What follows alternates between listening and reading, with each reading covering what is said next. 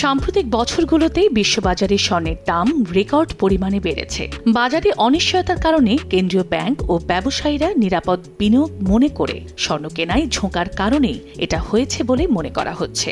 আর্থিক সংকট বা অস্থির সময়ে প্রথাগতভাবে এই মূল্যবান ধাতুটিকে নির্ভরযোগ্য ও দৃশ্যমান সম্পদ হিসেবে দেখা হয়। কিন্তু এটি কি সত্যিই কোনো নিরাপদ বিনিয়োগ?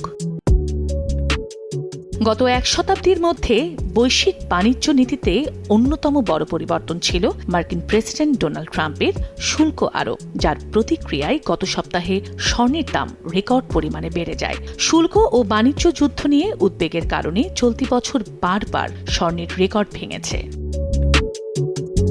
এটা ঠিক যে অস্থির সময়ে প্রায়ই স্বর্ণের দামে ঊর্ধ্বগতি দেখা যায়।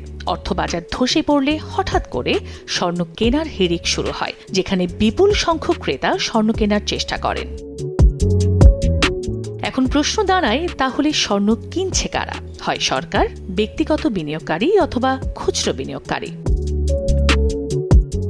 সাধারণ মানুষও ব্যাপকভাবে শেয়ারের মতো ইকুইটি ছেড়ে দিচ্ছে এবং স্বর্ণের দিকে ঝুঁকছে, আর এতে স্বর্ণের দাম অনেক বেড়ে যাচ্ছে।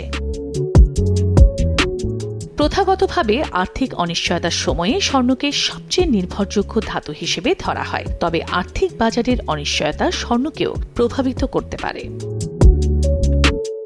2020 সালের জানুয়ারিতে করোনা মহামারীর প্রাদুর্ভাব শুরু হলে স্বর্ণের দাম হঠাৎ করে বেড়ে যায়, তবে মার্চ মাসের মধ্যেই সে দাম আবারও কমতে শুরু করে। বিশেষজ্ঞরা বলেন, এটি নিরাপদ বিনিয়োগ, তার মানে এই নয় যে এতে কোনো ঝুঁকি নেই। তবুও আর্থিক অনিশ্চয়তার সময়ে বিনিয়োগের জন্য একটি নির্ভরযোগ্য মাধ্যম হিসেবে এখনও স্বর্ণ বিবেচিত হয়, আর তা কেবল এর মূল্যের জন্য নয়, বরং ঐতিহাসিকভাবে বিভিন্ন সংস্কৃতিতে অত্যন্ত মূল্যবান হিসেবে গণ্য হওয়ায় এটি সহজে বিনিময়যোগ্য। প্রাচীন মিশরের তুতেনখামুনের স্বর্ণের মুখোশ থেকে শুরু করে ঘানার আসান্তে জাতির গোল্ডেন স্টুল এবং ভারতের পদ্মনাভস্বামী মন্দিরের সোনার সিংহাসন পর্যন্ত ঐতিহাসিকভাবে স্বর্ণ ধর্মীয় ও প্রতীকী গুরুত্ব বহন করে এসেছে। বহু মানুষ ঐতিহাসিকভাবেই তাদের সম্পদ সংরক্ষণের জন্য স্বর্ণকে একটি নির্ভরযোগ্য মাধ্যম হিসেবে দেখে। বাসায় থাকা স্বর্ণের গহনা বা এর তৈরি অন্যান্য সামগ্রীর মূল্য সাধারণত বৈশ্বিক অর্থবাজারের ওঠানামায় তেমন একটা প্রভাবিত হয় না।